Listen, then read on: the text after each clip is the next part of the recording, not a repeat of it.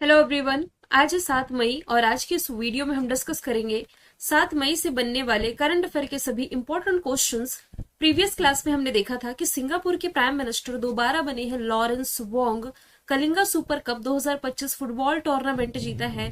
Goa FC ने पद्मश्री से सम्मानित बाबा शिवानंद का भी हाल ही में 128 में निधन हुआ और इनका संबंध था योग साधना से। रिसेंटली डीआरडीओ ने स्ट्रेटोस्फेरिक एयरशिप प्लेटफॉर्म का पहला सफल परीक्षण किया है। बिहार में खेलो इंडिया यूथ गेम्स की शुरुआत हो चुकी है। 7वां एडिशन है, उद्घाटन प्राइम मिनिस्टर नरेंद्र मोदी जी ने किया है। पहला राष्ट्रीय मध्यस्थता सम्मेलन जो उद्घाटन किया गया है दिल्ली में, किसके द्वारा? प्रेसिडेंट द्रौपदी मुर्मू जी के द्वारा। खबरों में रहा माउंट मकालू, ये नेपाल और तिब्बत की सीमा पर स्थित है। मैड्रिड ओपन खिताब जो 2025 का था, बेलारूस की अरियाना सबालेंका ने जीता है। भारत जो है जीनोम संपादित चावल की किस्मों का विकास करने वाला दुनिया का पहला देश बना है।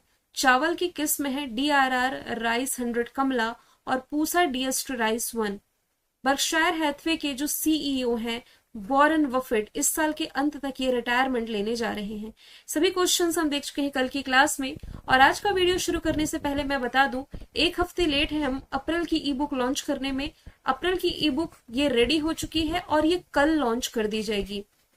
कल 8 मई को ये आप लोगों को मिल जाएगी। मिलेगी कहाँ? कल्याणी मैम ऑफिशियल का एप्लीकेशन आप लोगों ने डाउनलोड नहीं किया है तो कर लीजिएगा।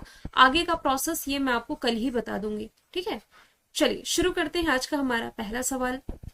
मोहम्मद मोइज़ू ये किस देश के राष्ट्रपति हैं जिन्होंने सबसे लंबी प्रेस कॉन्फ्रेंस करने का वर्ल्ड रिकॉर्ड बनाया है?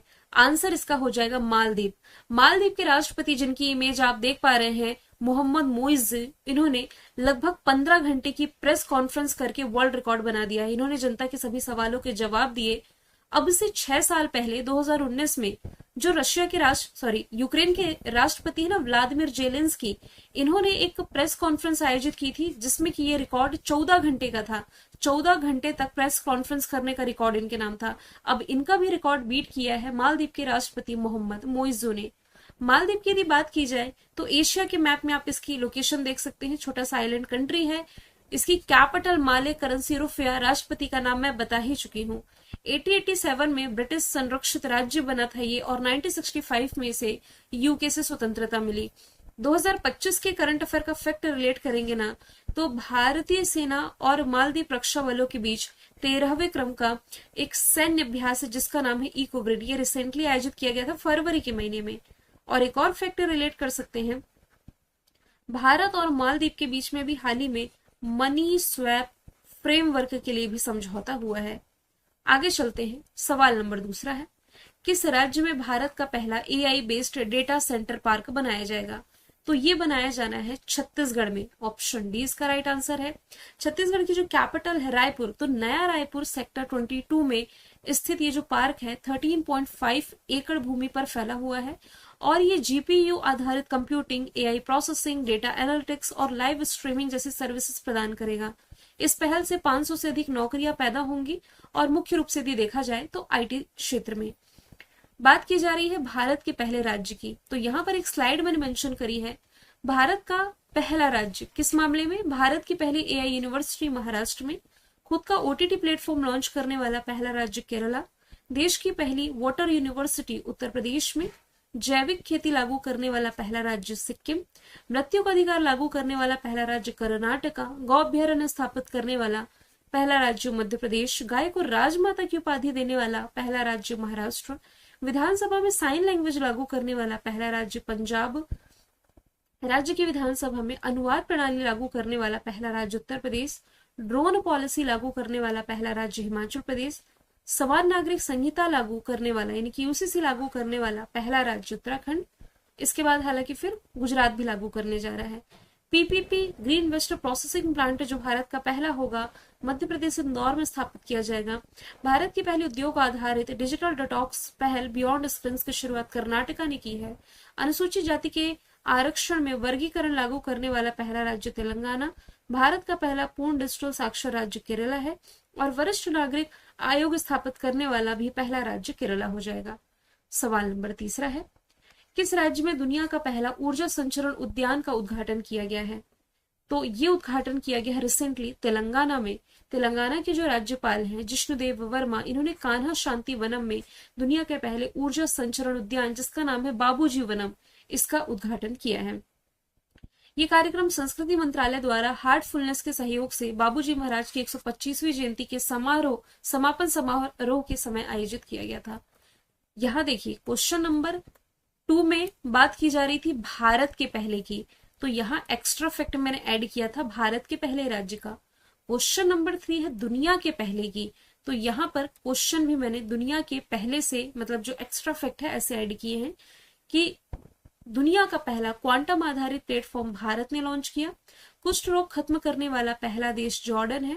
समलैंगिक विवाह को मान्यता देने वाला दक्षिण पूर्व एशियाई देश जो पहला है थाईलैंड है, जबकि समलैंगिक विवाह का रजिस्ट्रेशन करने वाला पहला दक्षिण एशियाई देश नेपाल है। सभी ग्लेशियर खोने वाला पहला देश वेनेजुएला। 4 दिन का वर्क वीक लाने वाला एशिया का पहला देश सिंगापुर। मेनिंजाइटिस टीका पेश करने वाला दुनिया का पहला देश नाइजीरिया। एबॉर्शन को लीगल करने वाला पहला देश फ्रांस। दुनिया का पहला 3D प्रिंटेड मस्जिद सऊदी अरब में। दुनिया का पहला एकल साइट सौर ऊर्जा संयंत्र अबू धाबी यूएई में। आवारा कुत्तों की नसबंदी करने वाला पहला देश भूटान। भारत का यूपीआई स्वीकारने वाला पहला यूरोपीय देश फ्रांस। केरला ने दुनिया का पहला एआई संचालित क्रॉनिक नेत्र रोग स्क्रीनिंग कार्यक्रम की शुरुआत की जिसका नाम है नैनव्रतम 2.0। सवाल नंबर 4 है किस शहर में सोना पिघलाने वाला भारत का पहला एटीएम लॉन्च किया गया है? आंसर इसका हो जाएगा हैदराबाद। एक मैं आपको बता चुकी हूँ क्या, भारत का जो पहला गोल्ड एटीएम है ये हैदराबाद में ही स्थापित किया गया था कुछ समय पहले ही। मतलब कि उस समय जो मार्केट का भाव चल रहा है सोने का, उतना यदि आप उसमें पैसा डालेंगे एटीएम में तो उतने अमाउंट का, उतने ग्राम का सोना आपको एटीएम के थ्रू मिल सकेगा। अभी क्या सोना पिघलाने वाला एटीएम ये क्या है, इसे हम समझते हैं। भारत में सोने के लेन देन के परिदृश्य को बदलने के लिए, जैसे दुकानों में जाकर के लेते हैं, इस इमेज को बदलने के लिए एक नई क्रांतिकारी पहल आई है। हैदराबाद की कंपनी गोल्ड सिक्का ने एआई सक्षम गोल्ड मेल्टिंग एटीएम लॉन्च कर दिया है। मेल्टिंग यानी कि पिघलाने वाला। ये उन्नत मशीन उपयोगकर्ताओं को सोना खरीदने, बेचने, विनिमय करने, किराए पर देने, डिजिटाइज करने और मौद्रिक रूप से उपयोग करने की सुविधा पूरी तरीके से स्वचालित प्रक्रिया के माध्यम से दे देता है, यानी कि ऑटोमेटेड प्रोसेस होगा। कैसे होगा? देखिए, जो सोना खरीदने जा रहे हैं, बेचने जा रहे हैं, तो जो भी यूजर्स हैं ये एटीएम से सोना खरीद सकते हैं या उसमें जमा कर सकते हैं। पिघलाना या परीक्षण करना, तो जो भी सोना जमा किया जा रहा है, जमा किए गए सोने को मौके पर ही पिघलाया जाता है और उसकी क्वालिटी यानी कि शुद्धता की जांच की जाती है। तत्काल मूल्यांकन किया जाएगा। मशीन बाजार दर के अनुसार उस समय जो मार्केट वैल्यू होगी सोने की, तो सोने का रियल टाइम मूल्य ये दिखाती है जो भी चल रहा होगा उस समय। जैसे अभी तो 1 लाख पार कर गया है। सीधा बैंक ट्रांसफर, जो भी यूजर्स है यानी कि यूजर्स की अनुमति के बाद सोने का मूल्य 30 मिनट के भीतर उसके बैंक अकाउंट में ट्रांसफर हो जाता है। ग्राहक वर्चुअल रूप से आभूषण पहन करके देख सकते हैं। अब इसका क्या मतलब हुआ, जैसे आप लोगों ने लेंस कार्ड पर कभी शॉपिंग की होगी ऑनलाइन, जो चश्मा वगैरह आप खरीदते हैं, तो इसमें वर्चुअली ही देखा जाता है। मतलब कि एक 3D इमेज आपके मतलब कैमरे के सामने यदि आप फेस रखेंगे तो कौन सा फ्रेम आपके फेस पर सूट करेगा, कुछ ऐसे तरीके से आप मतलब एक अनुमान लगा सकते हैं कि ये मुझ पर सूट करेगा नहीं करेगा। सेम वैसे ही वर्चुअली रूप से आभूषण पहन करके देखा जा सकेगा। अब इसमें बहुत सारी चीजें आती हैं, क्या सोना नकली हो गया, असली हो गया, कैसे पता चलेगा? तो उसकी भी इसमें मतलब आर्टिफिशियल इंटेलिजेंस का उपयोग करके ये सारी चीजें जांचने की व्यवस्था इसमें की गई है।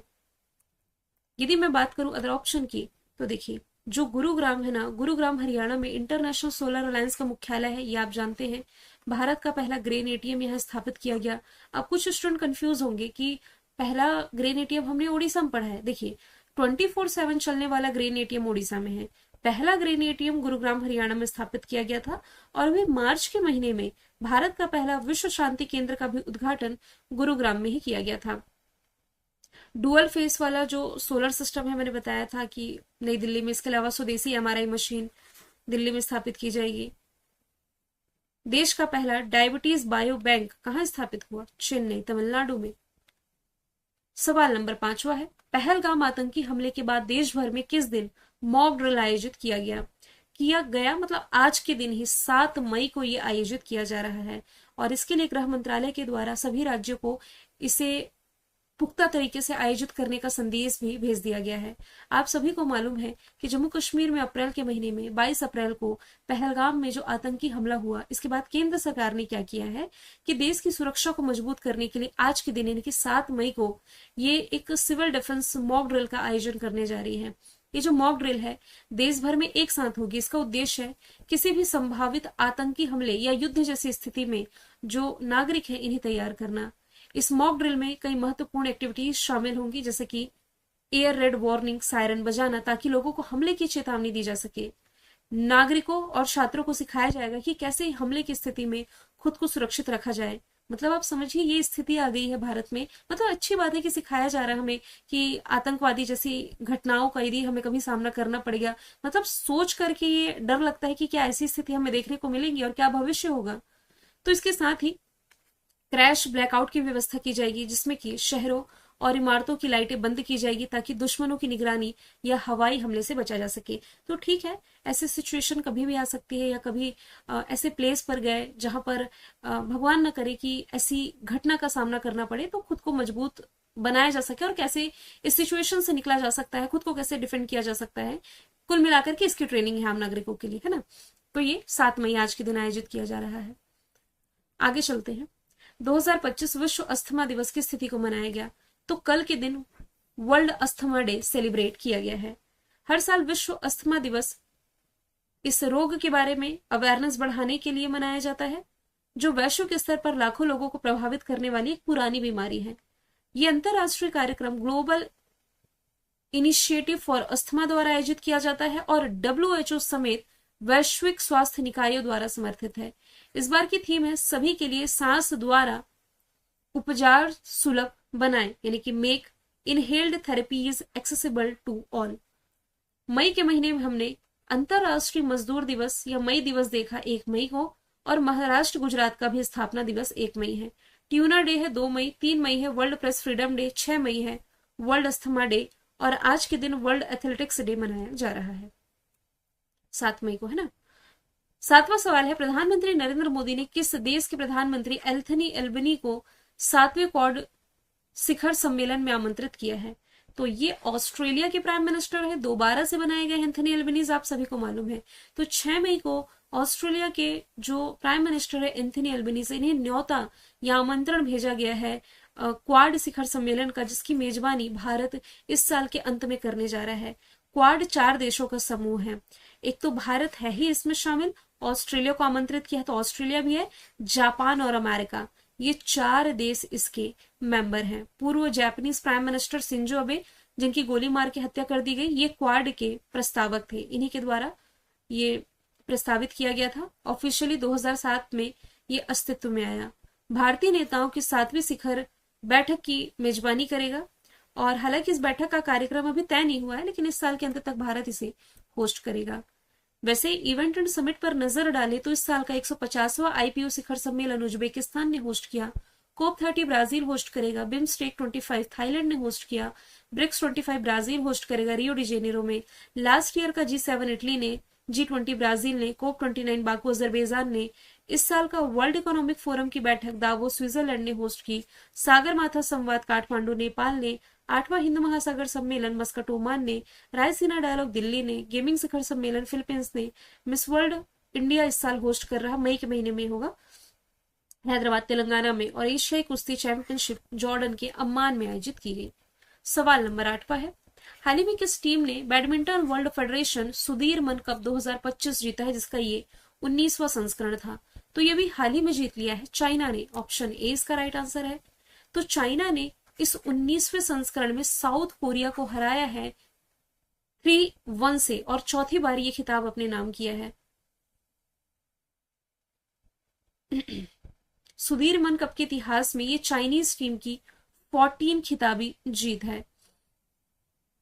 देखिए लगातार चौथी बार जीता है, लेकिन ये वाला जो खिताब है 14 टाइम अपने नाम किया है ना।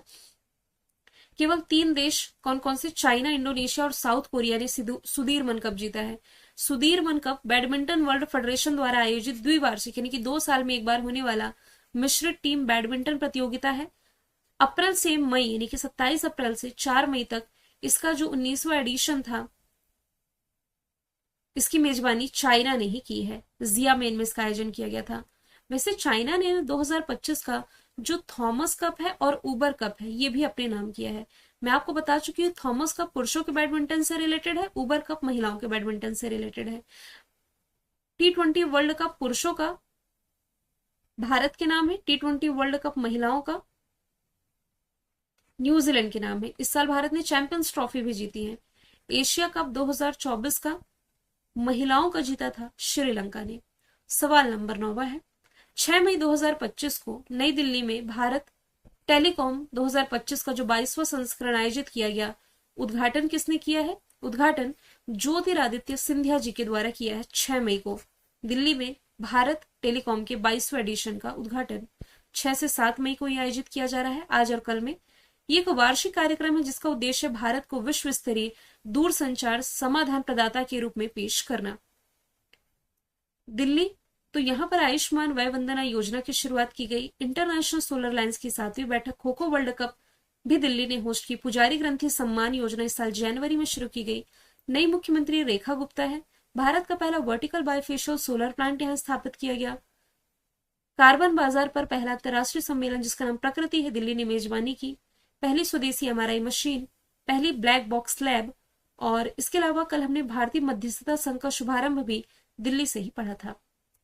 सवाल नंबर 10 है, किस देश के वित्त मंत्री सलेम बिन ब्रिक को अपना प्रधानमंत्री नियुक्ति किया है? किस देश के द्वारा जो यहाँ के वित्त मंत्री थे सलेम बिन, इन्हें अपना प्रधानमंत्री बनाया गया? आंसर हो जाएगा यमन, ऑप्शन ए। 5 मई को यमन के नेतृत्व में एक महत्वपूर्ण बदलाव देखने को मिला और यहाँ के जो राष्ट्रपति हैं ये यहाँ के वित्त मंत्री सलीम सालेह बिन ब्रेक बनने जा रहे हैं। यदि बात की जाए यमन की कैपिटल सना, करेंसी रियल, ऑफिशियल लैंग्वेज अरबी है और ये एशिया महाद्वीप का पार्ट है। ये दुनिया का सबसे बड़ा प्रायद्वीप अरब प्रायद्वीप में ये यमन आता है। वैसे प्रधानमंत्री की बात की जा रही है तो इस स्लाइड से हम रिवीजन कर लेते हैं। यूके के कीर स्टारमर, नीदरलैंड के डिक सूक, बांग्लादेश के मोहम्मद यूनुस, भूटान के शेरिंग तोपके, पाकिस्तान के साबा शरीफ, रशिया के मिखाइल मिशुस्टीन, इटली के जॉर्जिया मेलोनी, इजराइल के बेंजामिन नेतन्याहू, सिगेरियोस बा जापान के, नेपाल के केपी शर्मा ओली, फ्रांस के फ्रैंकोइस बायरू, श्रीलंका के हरनी मरसूरिया, मॉरिशस के रवीन रामगुलाम, थाईलैंड के पेतोंग तान शिनावात्रा, ट्यूनीशिया के कामिल महोरी, एस्टोनिया के कृष्ण मशेल, चार के अल्लामा हलीना, भारत के नरेंद्र मोदी, बेल्जियम के बार्टर डीवेवर, कनाडा के मार्क कानी, ऑस्ट्रेलिया के एंथनी एल्बनी, सिंगापुर के लॉरेंस वोंग। ये 3 हमने रिसेंटली देखा है। 1 मई 2025 को प्रधानमंत्री उज्ज्वला योजना के कितने वर्ष कंप्लीट हुए? ये क्वेश्चन थोड़ा लेट ऐड करी हूं लेकिन मुझे लगा इंपॉर्टेंट है तो करना चाहिए। 1 मई 2016 को शुरू की गई थी उज्ज्वला योजना।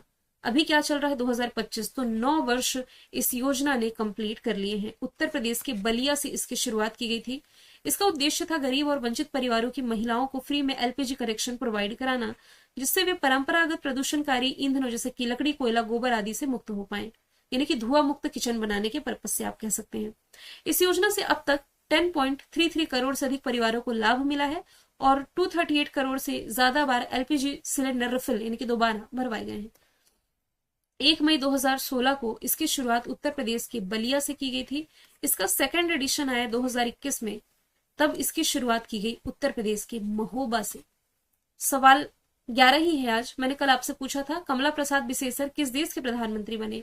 आंसर था त्रिनिदाद और टोबैगो। आज का सवाल है प्राइम मिनिस्टर नरेंद्र मोदी ने किस राज्य में डीआरडीओ के नए मिसाइल परीक्षण रेंज की आधारशिला रखी? आंसर इसका जो भी है कमेंट बॉक्स में आप बताइए। मिलेंगे नेक्स्ट वीडियो में। Thank you so much.